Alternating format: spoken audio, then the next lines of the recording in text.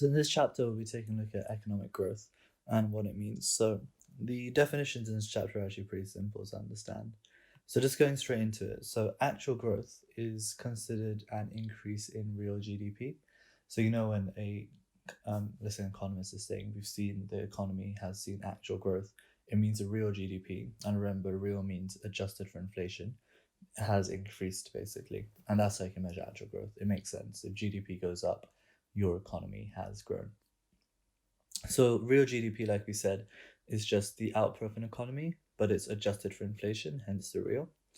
Potential growth is where we look at the amount by which a country could increase if its production, or in its production, if all the resources were to be used effectively and efficiently. Well, the point is here that the potential growth is saying that you could actually be at this level, you could be up here, but you're actually performing at a level which is down here. So the potential growth is all of this part here, which you could be doing if you were more efficient in your economy. So the output gap is just a difference between the actual GDP and the potential GDP. So it's pretty much the same as the potential growth actually. So investment is just an increase in capital stocks. That's pretty much, you hear the word investment all the time. If you hear the word investment, you can just say this technical definition is an increase in capital stocks. It just means when let's say, a company buys more machinery, that's investment, or does anything to increase its capital, then that's considered investment. And then we've got a fixed exchange rate. A fixed exchange rate is just where the government prevent their currencies from moving with the market forces. That means they'll basically say our currency is worth this much, and they decide how much it's worth. The market, with supply and demand of the currency, can't determine how much that currency is worth. So then we've got a tariff, and a tariff is a tax on imports which prevents growth if firms cannot buy certain capital goods or raw materials.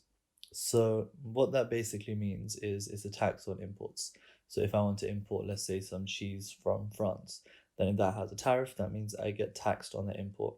And then the problem becomes the reason it can prevent growth if firms cannot buy certain capital goods or raw materials. What it means is, let's say I'm a company which needs to buy this machine from abroad, but then because I want to buy that machine from abroad, it has a huge tariff on it. And that tariff means that I can't really afford to buy it, or I can't buy as many machines as I'd want. So that can prevent growth because there's essentially, it's like a tax on these imports that I'm having. That's what a tariff is. And then you might hear the word decile quite a lot in this chapter. The decile just means a 10% chunk of an ordered set of data.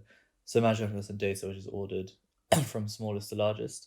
The decile might be this 10%, could be this 10%, or could be this 10%. Doesn't matter which 10% you look at.